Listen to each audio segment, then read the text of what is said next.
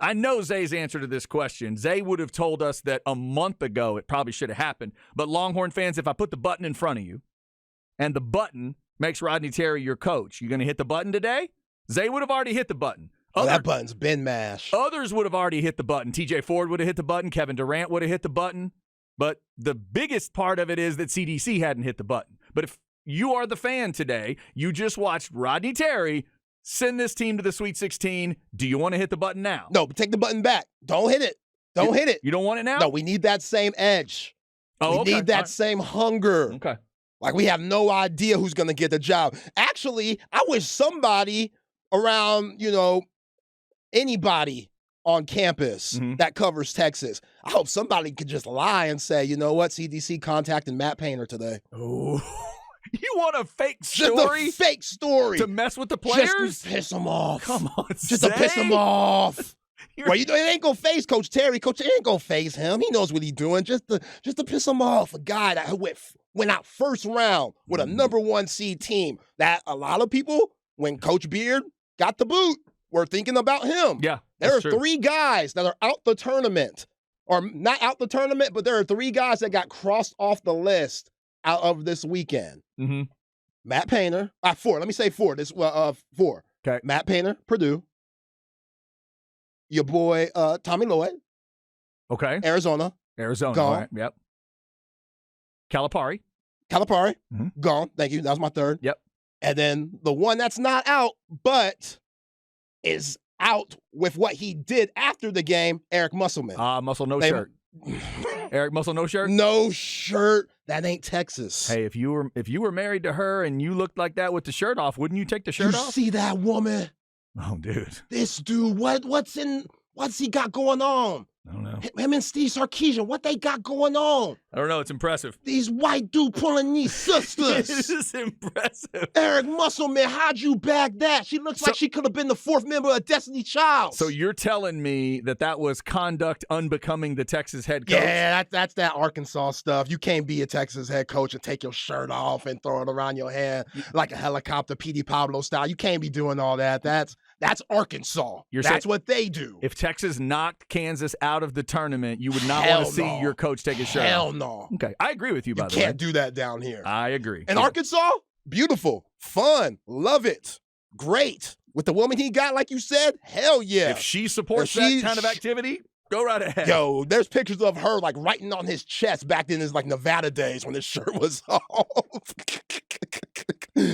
Yo. Oh, God love him. Aaron Musselman, Steve Sarkisian, I'll take a bow to both of you fellas. You guys are changing the world. Not just the game, the world. Oh, unbelievable. Unbelievable stuff. Yes, Mr. Musselman and Arkansas did advance. We will get to the rest of the tournament coming up, but let's focus in on Texas here. They get by Penn State. 71-66 was the final score, Zay, and we'll talk about him multiple times today, but man, Dylan Dessou ends up being the star, a local product here. Pflugerville Hendrickson, shout out to the Hawks if you don't know, 28-10. Zay, there's never, ever, ever been a Texas basketball player in the tournament make as many field goals as Dylan Dessou made. None of them. Not Durant, not TJ, not LaMarcus, no B, no M or W has ever hit 14 buckets in a tournament game. Dessou's the only guy Texas beat Penn State. I mean, it's like he had a hard hat on the whole time the way he was going to work. It was ridiculous.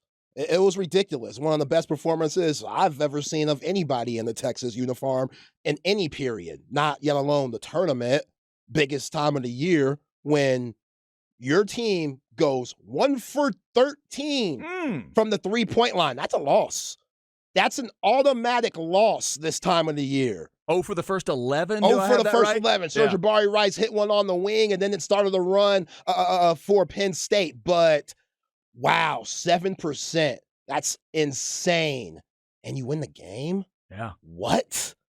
And I said on Friday, Chad, even though we'll get to Dylan Dessou, his 14 for 20, 28 points, 10 rebounds, 2 steals, just incredible. But I said this is going to be the Timmy Allen game where we're going to need every bit of Timmy Allen. And he didn't fill up the stat sheet. He never does. He had 12. Actually, he did with the boards. 12 rebounds. The insane. boards are That's big, insane. Yeah. But just 9 points, 4 for 9 from the field. His defense on Jalen Pickett. Again, I said on Friday, he has to be locked in defensively if the Horns want to win this game. And his defense was incredible. And thank goodness Micah Shrewsbury didn't figure out, since Jalen Pickett's getting locked up, maybe we should put the ball in the hands of Cameron Winter, because he was hooping. Off the dribble, pull-up jumpers, he was getting buckets, and he had 16 points, only 5 of 9 shooting. Mm-hmm. But that's not their game. That's not how Penn State has played all year long. Yeah, they've won like 8 of the last 3. That's not how they've won these last 8 games, playing that style of play. So Shrewsbury, he's thinking, okay, Jalen Pickett, they're just playing them one-on-one, which everybody, that's the we live mentality. With the way Penn State shot the ball against your Aggies, coming into this game going 8 for 28, that's a masterclass defensively, 26% shooting from the field. Yeah, Shrewsbury was saying, all right, they're going to fall eventually. Those threes are going to fall. Jalen Pickett, he's going one-on-one. Nobody's been able to stop him one-on-one all year long.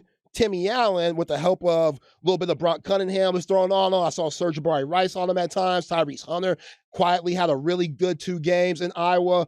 And then Marcus Carr was solid too. But Timmy Allen, really, his defense was incredible. And Jalen Pickett ended up with more shots than he had points. Incredible. That's huge. That's huge. Yeah, 3 assists for Timmy Allen I thought was big. You could just tell everybody knew Dessou was having a great game too, to feed him in the big moments. To have him be the answer to what happens if Penn State makes a run. I saw people tweeting out and commenting and sending it into the text line. There are Texas teams that would have tried to shoot their way out of it from beyond the arc, and this one didn't. And Rodney Terry and that coaching staff deserves credit for continuing to feed Dessou, and the players deserve credit for continuing to look for him. I thought that was 40 in the paint, Zay. Insane. 40. I was flipping out at the end of this game. 40. I didn't even realize. Let me make sure I understand the rules here, Zay. You're saying that the shorter guys can pass to the bigger guys, and then they're allowed to shoot? Yep. And then it will count if it goes in? Yeah. That's fantastic. I know Steph Curry somewhere saying, I told y'all I ain't changed the game for the worst. 40 in the To paint. hell with all y'all. Man. You could play different styles, and I'll continue to preach. That's what makes Texas so scary. The fact that they're able to shoot 7% from 3-point range, but still be able to win the game because they could play so many different styles of basketball, especially at this point. Dylan Dessou's a factor. Christian Bishop, when he gets in the game, he does his thing. Dylan Mitchell gave you good minutes. He's not going to play for long, but the 9 minutes he gave you, he had a nice little bucket when Penn State went to that 2-3 zone, which was a good move by Shrewsbury. But, man, I'm so glad he didn't go to Winter, because Winter was hooping. And if he would have, this game would have been different. But It changed, when Penn State went on that 10-0 run, which was a tough 10-0 run. I thought the game was slipping out of the Horns' fingers. That was a rough stretch. You had that awful contested 3 by Timmy Allen, which led to an and 1-3 by Dredd. He misses the free throw. Then he hits another 3 to make it 55-54 Texas. They come back down the court. Serge Jabari Rice is turning down threes, which I guess you should, because you're 1 for 12 at that point. Right. So you're not making them. So he turned down 1, which kind of ticked me off, because you still got to take good shots. Right. Now, are good shots giving the ball to Dylan Dessou? Yeah. So maybe if you have that open 3, turning it down, get the ball inside, again, 40 points in the paint, that makes sense. So he turns down the 3, Pickett ends up getting this 4th foul. Penn State still on that run. Winter gets fouled, hits 2 free throws, 8-0 run. Timmy Allen has that horrible turnover where he just throws it back court. Oh, that was bad. Horrible. That's not good. Lundy gets the layup. Timeout. Yeah. Timeout. One of the greatest timeouts this season. That was, because you were thinking it and I was thinking it. Everybody was thinking it. You asked me at one point this year with Coach Terry, has he made the right timeouts at the right in the right spots? And it's so hard to tell just because each game is different. This was it. Mm-hmm. This was one of his best coaching jobs, to where CDC might have hit that button and quiet. We don't tell nobody. Right. He might have the job. Don't tell nobody, CDC. Only you know. Keep it that way. I'm not going to make it click, but I am going to press Keep them hungry. Keep them horns hungry and playing the way they're playing. Yeah. We need that. But right there, when he called that timeout with 4:32 left, they came out. Dylan Dessou had an out-of-bounds play, scored the bucket. He might have traveled. He had like a big-ass 1-2-7. I wondered on that one, too. Like, I replayed that one. I'm like, is that a – well, never mind. Okay. Yeah, I was like, let it go. Let it go. Let it go. Let it go. They let it go. They let it go. Marcus Carr comes down. He like slips and turns the ball over. That was rough. But then Dylan Dessou had that jumper in the lane where they were double-teaming him throughout the game at that point. That's the one that was straight on? It was straight on. He caught it around that elbow area. He turned around, looked around. That double coming? No. Ball fake one way. Here I go. Cool. Oh, you're too small. Right over the top. Can't stop. Bam. 59-58. Texas takes the lead. And then his best shot of the game. Shot clock going down. The baseline. He's in the post. Kevin Durant, LaMarcus Aldridge, both those guys had this in their game. And this is what KD was talking about in his tweet, saying looking like a young LaMarcus Aldridge. The turnaround fadeaway with the shot clock going down to put the horns up 3. Just the confidence to take that shot. I mean, Dylan Dessou, ever since that Baylor game in Waco where he had 24 points, his confidence has been crazy. He hasn't missed a floater. And Lundy said that in the postgame for number 1 for Penn State. He said, we played some really good teams this year. We haven't played a big that good and that efficient all year long. He didn't miss a floater. He didn't miss a floor. That push shot, that might be a more famous thing than Serge Jabari Rice's pump fake at this point. At this point, right? Yeah, I'd say so. Every big needs to have that in their game because the natural reaction when you guard a pick and roll and that big man rolls is to keep going to the basket to get a layup. Dylan Dessou always stops. He always stops a little bit short where the defender is waiting. The defender already has to help on the ball handler coming off the screen, but the defender has to go back and get his man once the big catches the ball. And usually they can meet him at the rim. Dylan Dessou ain't meeting you at the rim. He's stopping and shooting that push shot floater. He's headed for the push. Which is money. Yeah. It's absolutely money like swingers, Vince Vaughn. Money, baby. You money, baby. You know Vince Vaughn was saying that. John Favreau, that's one of my joints. That's what Dylan Dessou's been like. And man, that timeout by Coach Terry, and for them to go on that run, Timmy Allen had that beautiful pass to break that press when they started pressing. And this might have been the play of the game, Chad. If I know Coach Shrewsbury, he's banging his head on the mat on this one. When they had that backcourt violation for Penn State, you can't do that this time of the year. Real quick, referee. Is that an over and back? Because I don't think it is. I wouldn't call it. He's in the air. He catches. They always call that, though. He hits double feet back court and establishes himself where they were already established. Doesn't he get the right to bring it forward? That's what I've always thought. That's what I always thought, too. It always gets called. It always gets whenever you jump and you're in the air, the ball's in your hand, because it makes everybody in the arena go, ooh. Well, I know. And then that makes them want to call it. It makes you call it. Yeah. That's huge, I was man. with you. And then wasn't it like 71-68 at that moment? I think it was 61-58. 61-58. Yeah, okay. 61-58. There's Marcus Carr had a layup to put him up. My bad. Put us up 5. Yeah, you're right. My bad. Yeah.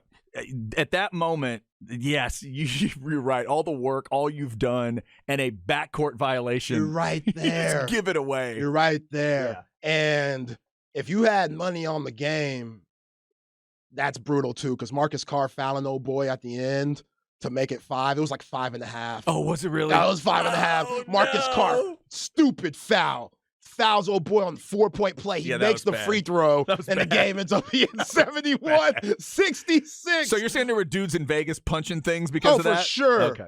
For sure. Oh, my but God. Yeah, man, I mean, you're still dancing. And again, going to Coach Terry and talking about should he be hired for this job, you see a number 1 seed go out in Purdue against FDU. They ain't even win their conference freaking tournament. And Purdue loses. First seed They lost last year in the second round. Uh-huh. They had a guy who was not the first guard taken in the draft last year. They might have the best big man player of the year in Zach Edey, lose first round this year, second round last year. Tommy Lloyd, 2 seed, just like you at Texas. Playing against that Princeton team, your Princeton team, that looks good. Shout out to our guy Foss, Princeton Tiger. I should have picked him to win, too. You should have. Oh, my God. They look real good. I picked him to win the first one. Man, not the they second look good one. against Missouri. Yeah, they did. They did. Know, that was incredible. And then you see Kansas going out last night. Yeah, they didn't have Bill Self, but they shouldn't be losing to Arkansas. That team's too good. They had the most quad one wins out of anybody this year.